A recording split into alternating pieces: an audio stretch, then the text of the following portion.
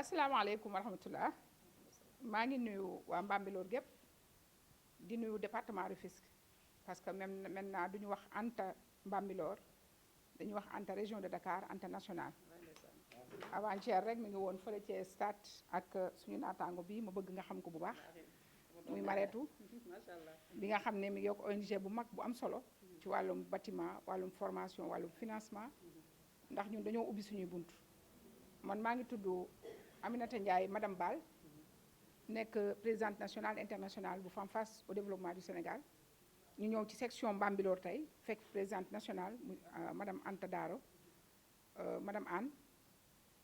mu def lu am solo ci suñu package bi ñu tuddee les 4F la femme d'abord la maman de la nation fédération Femmes Face au développement du Sénégal indiwaat 3F muy formation financement formalisation santé action sociale bi ñu ñëwee nag formation bi ñu njëkk a def ak moom entretien la feedback la boo xam ne moom teel na ko comprendre ba taxawal première phase am fit loolu ni ci financement lay commencé la fois passée financé nañ fi un nombre de 8 millions tey aussi defe naa bouclé waat nañ 8 millions muy 16 millions te matul sax weer te liy ñëwaat nii moo dàq ñuy ñaan yàlla na ñëw ci jàmm fekk ñu ci jàmm ñu mën ko jariñoo mais package bi li ci des moo ëpp financement muy la formation te vraiment bëggoon naa bu phase bi di ñëw jàllee li ci topp ñu former ko nag les jeunes et les femmes en plus implanter les des unités de production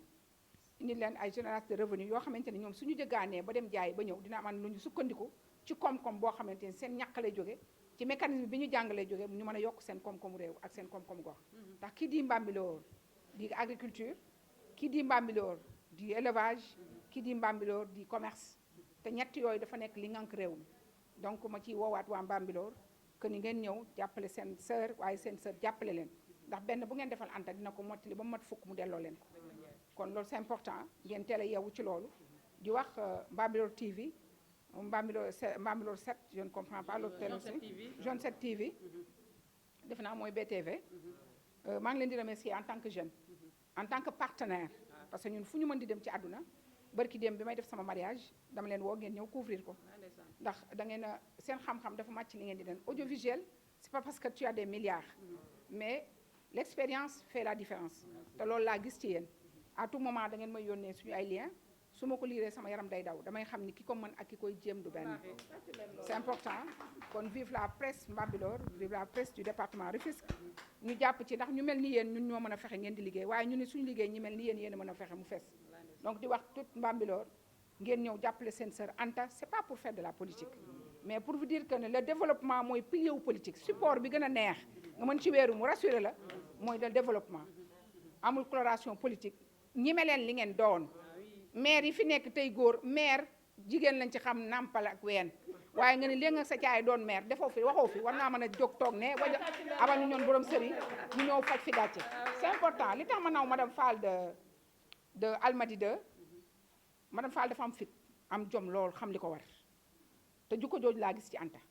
donc bravo xamal ni weetoo ci yoon wi te doo ci weet ndax lu waay di dox ci àll ba dajee gaynde defe naa waratoo tiit ndax li lay lekk dootul yomb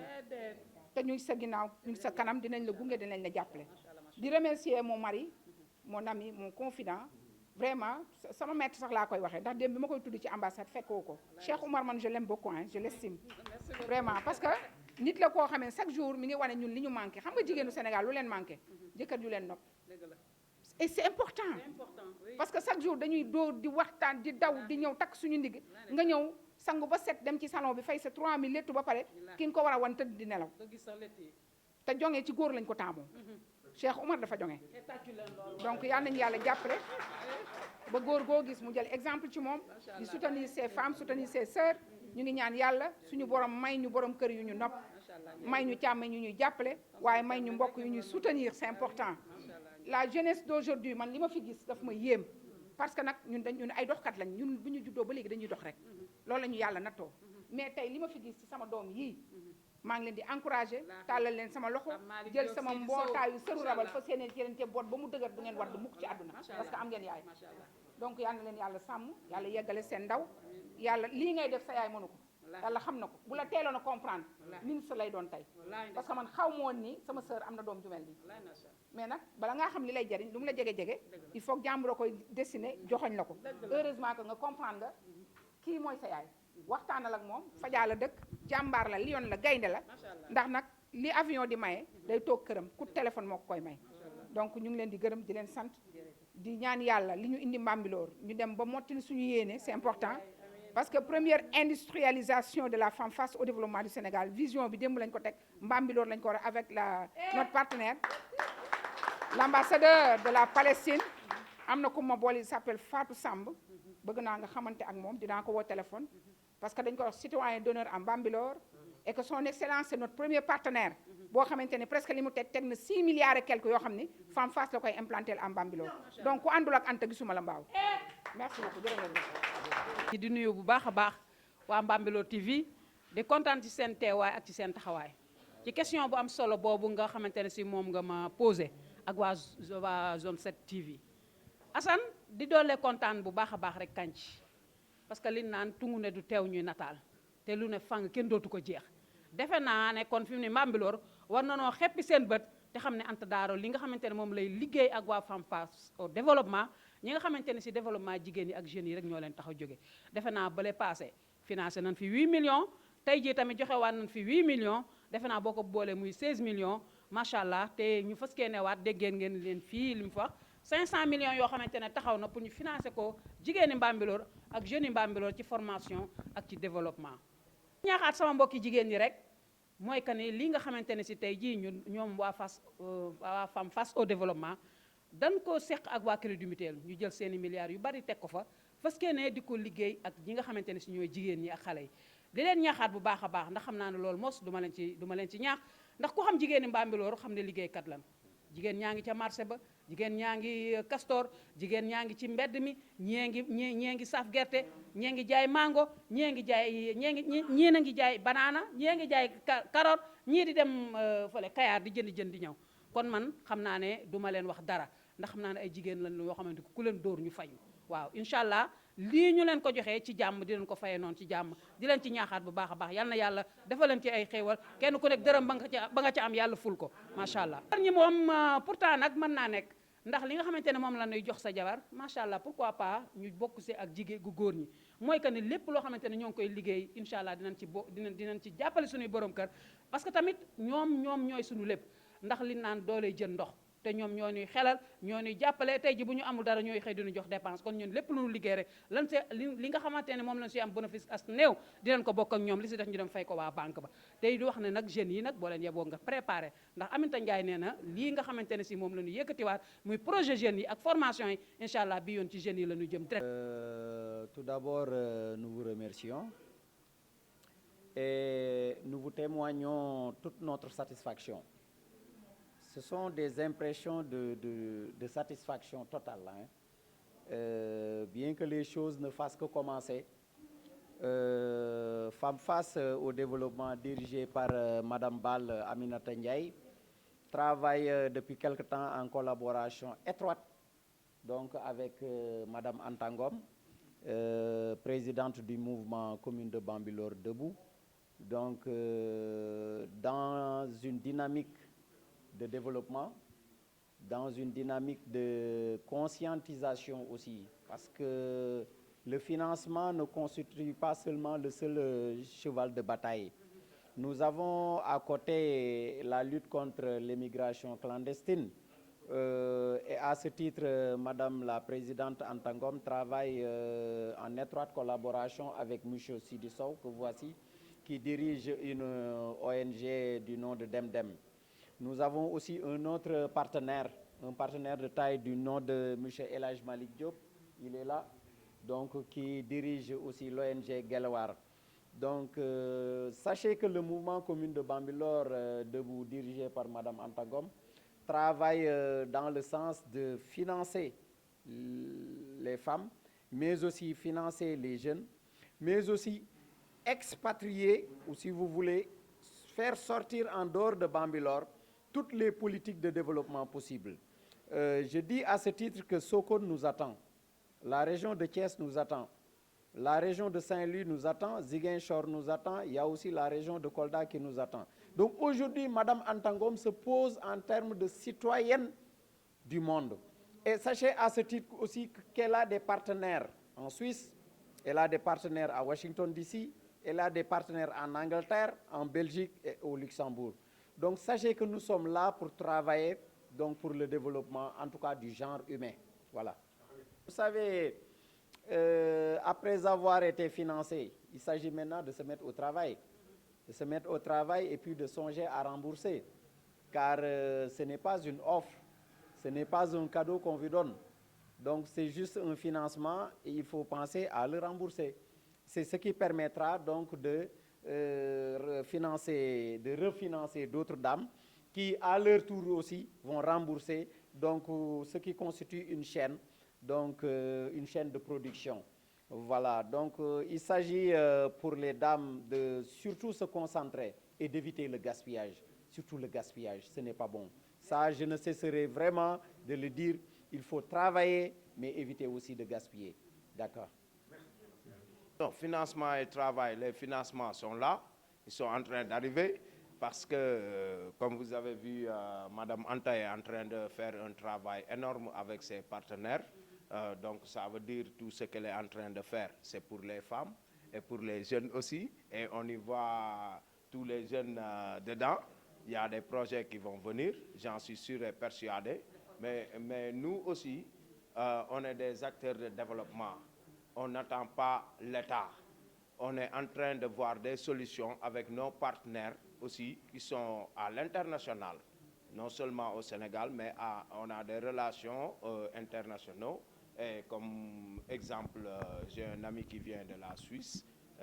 Gilles, Monsieur Gilles, qui est dans le projet. C'est un ingénieur, c'est un technicien. Il est venu avec son matériel depuis la Suisse pour nous aider à réaliser le film Dem, qui est en cours de documentation. Et voilà, ce que je pense, c'est qu'on ne va pas baisser les bras. On va descendre sur le terrain, essayer de les sensibiliser et aussi de leur montrer ce qui se passe à leur soi-disant l'Eldorado. Et que je pense que c'est ici l'Eldorado. On peut créer ici notre Eldorado, on peut créer ici notre New York, on peut créer ici notre Paris, on peut créer ici notre Washington et tout quoi. C'est le Sénégal qui va gagner, et c'est l'Afrique qui va avancer. Et c'est ce message qu'on voulait faire passer. Dem maanaam lu ko yëkkati ñun dañuy tukki depuis bi ñu nekkee tout tànk nekk ci àll bi yàgg fa xam li fa nekk dem ba xam ni nag léegi gis suñuy rakk parce que dama taal sama télé xaaju guddi jékki-jékki di xool rek gis ñuy wane image Afrique tout le temps loolu la ñuy wan Europe tout le temps image Afrique lu ñaaw dañuy wane foofu xiif di fa wane mar di wane sunu doom yi daanu ci gaal yi xam nga di wane yooyu daal loolu rek la ñuy wane ci Afrique te ñun li ñuy wane ci Europe mooy immeuble yi ak oto yu rafet yi ak kër yu rafet yi léegi nag ma ne kon xale yi xaaral ñu wan leen dëggantaan bi am parce que fii Sénégal bu ñu waxantee dëgg amul xiif kenn xiiful kenn marul kenn fanaanul ci mbedd bi loolu amul Europe pourquoi kon ñu bàyyi fii loolu bëgg dem Europe di fanaan ci ay taatu gaar ay métro di fanaan ci ay mbedd di tumburanke pour lan parce que ñoo ngi Europe pour mun a fotow foofu sinap nax suñu bopp dañuy nax xale yi ne leen wax dëgg affaire yi lépp mu ngi fii quoi. moo taxoon ñu jël dem avancé si ak suñuy partenaires suñuy moroomu jeunes yi ñuy rejoindre ku si mel ni waa Gelawaar mënu ñoo dox sans ñu jaar si yaay yi balaa ñuy dem ci école yi demaguñ ci école yi dinañ dem ci école yi dinañ dem si atelier yi dinañ dem fépp fu nga xamante ne xale yaa ngi fa mais balaa ñuy dem foofu dañuy jëkke si yaay yi waaw moo tax ñu jaar si maman Anta moom tamit mu ànd ak ñun di ñu si jàppale di si def kéemtalaay kàttanam ba nga xamante ne ñu ngi def ay link nag ay partenariat pour mun a def ay sensibilisation yu mag ay journée yu mag waaw ñu ànd lu koy gën a fësal mooy dañuy am fii ay manifestation yu ñu bëgg def fii au niveau de Bambilor bon voilà dama siy dellu si le 25 le 26 bi dañuy am ay journée culturelle de recensement sensibilisation ba pare dinañ saxal ay garab dinañu àndandoo jéem a setal defaraat dëkk bi fu ñu gis ay mbuus wala ay mbalit ñu for ko léegi nag ñu ngi si woo autorité yi parce que suñu foree ba pare war a mën a def si ay sac de poubelle xamaguñu fan la ñuy tuuree léegi nag ñu ngi si woo autorité yi képp ku dégg lii soo nu mënee yow tamit comme nuñ la mënee ñëw rapproché yow tam soo ko déggee nga jéem a fexe rapproché Anta léegi moom tamit dinañu rendre compte ñu xool ñun ñëpp suñu yëf la woo nañ ñëpp si kaw ba si suuf ñëpp la ñu woo ku dégg affaire activité bi nga ñëw fekk si ñu si en même temps jeunes Mbambilor yi artistes yi ñoom dañu bëggoon def fête de la musique ñu ne leen comme fête de la musique bi ça tombe un lundi comme nañu boole loolu fête de la musique bi ak liy bëgg a xew manifestation yi setal bi ak saxal garab yi en même temps ñu bëgg si ñun dem ubbi waale suñu siège mu nekk suñu premier siège fii si Sénégal am nañu siège Italie am nañu siège au niveau de la Suisse am nañu siège Paris mais léegi ñun lu ñu bëggoon mooy def fi benn siège Sénégal te Mbambilor lay tàmbalee léegi nag ñu war si ànd ak suñuy partenaires yi nga xam ni waa Sénégal yëpp la mais daal ñun li ñuy def Mbambilor lañ koy tàmbalee si bisimilahi rahmaani rahim te am nañ si yaakaar mu wër àdduna bi voilà merci beaucoup voilà. bon ñu koy laajte bëriwul Guelwaar soo gisee turu Guelwaar ñu bëri suñu déggee Guelwaar day mel ni benn genre révolution comme film bi ñëpp te tax lañu film Guelwaar mais lu indi turu Guelwaar dëgg lu ko indi ndax ñun dañu dëkk Géejawaay ñun ñu xool Géejawaay ay artistes kese la ñun ñu ne ku bëgg a jàppale Géejawaay da ngay jàppale artistes yi ndax dañ fa bëri te ñun xam nañ si dara lu indi moo Guelwaar bi ndaxte da ngay gis benn artiste boo xamante ne siw na gën na si nga gis benn artiste bu nekk si koñ bi mu mën li muy def mais xëy na yàlla moo tuddagul ñu dégg ko yàlla mooy def li ko neex moom mooy siiwal ki ko neex Guelwaar suñu koy dégg en général empereur suñu bëggee xam lan mooy moo Guelwaar empereur comme ay ñoom Lat Joor ñoom ay Guelwaar lañu mais suñu seet kan mooy Guelwaar dëgg mooy yàlla moo tax tuddee ko Guelwaar sooy seet suñu logo bu njëkk ku yor micro la joxoñ ci kaw mooy yàlla mooy promouvoir ku ko neex moo taxoon voilà moo taxoon ñu wax jeunes yi lu indi moo Guelwaar bi mooy ñu gëm seen bopp ñu gëm seen bopp xam ne yàlla mu ngi fi jeexul loolu noonu ñu si doon liggéey ñu dem ba Sidi ñëw si gëm-gëm sa bopp boobu xëy na ñun si artistes yi nañ doon wax xëy na tey jii nii ak ki may nekkal Guelwaar dem na ba ñu ngi nekk si à ma portée mu nekk benn projet bi nga xamante ne dañu bëgg Sénégalais yi ñu consommer sénégalais 100% bio daf ñuy jaral ñu dugg si àll bi ndax dañu toog di seetaan télé mu am lu ñu metti ndax suñuy wax insuffisance alimentaire ñu toog di seetaan télé gis loo xam mu ngi yàqu ñu ngi doon waxtaan ak Sidi Kenn démb sio soow 100 francs ñu koy jaayee benn dëkk mais suñ ko jaayee dañu koy tuur après Sénégal ñu ne insuffisance alimentaire loolu ñun mënuñu ko gëm moo tax ñu taxaw pour dëggal suñu bopp dañuy dugg si àll bi xool ñi nga xam dañu bay mënuñu jaay seen bay ñun ñu jóg dem indi benn projet bu tudd à ma portée mooy ñun tam dañu dëkk fenn fi nga xam da ngay xëy nga gis jigéen ñi ñun Sénégal xam nga sac sutura ak yar da ngay gis jigéen boo xam dafay xëy 600 lay yor wala téeméer mais day téye pañam dem marché ñun ñu ñëw ñu taxal ay pañe mu jaral ñu ko ñu gën xool ñi nga xamante ne seen bay mu ngi yàqu ak yooyu ñu récupéré ko ñëw dañuy taxaw si koñ bi gis jigéen buy dem marché ñu ne la kaay marché nga jëm nga ne ñu waaw ñaata nga yor yenn saa yi du ma sax 1000 francs nga ne ko jëlal pañe bi ndax pañe bi pañe 10 000 la te lu si nekk luñ leen ko joxee daanaka may la mooy jëlal pañe bi nga dem sa kër mais chaque jour da nga war dem marché chaque jour joxeel 1000 francs da nga ko fekk si biir pañe bi lépp a ngi si yaa ngi gis loolu mooy à ma portée indi tam tokoda bi mooy lan tokoda mooy tool kaaf daral ndaxte comme ni ñu ko waxee léegi Bambilor ñun lu ñu indi Bambilor sax xamuñu ko xëy na yàlla moo dirigé suñu tànk ba fii ndax ñun dëkkuñu fii tool kaaf dara boobu te ma ñëw fii gis jeunes yi ñu ngi si tool yi ndax visité naa ay jeunes dem naa si kër ay jeunes ñu ngi si tool yi nga gis jeunes yi ñu ngi si élevage bi nga gis jeunes yi ñu ngi si lépp moo tax ñu indi tool kaaf daral mooy ñun Sénégal dañu war a gëm suñu bopp loolu moom suñ ko defee Sénégal jëm kanam te loolu ñun gëm nañ ne tey dañ taxaw te kenn duñu delloo ginnaaw dañ taxaw lu ñuy wax volontaire intrépide waaw ñun nous sommes des volontaires intrépides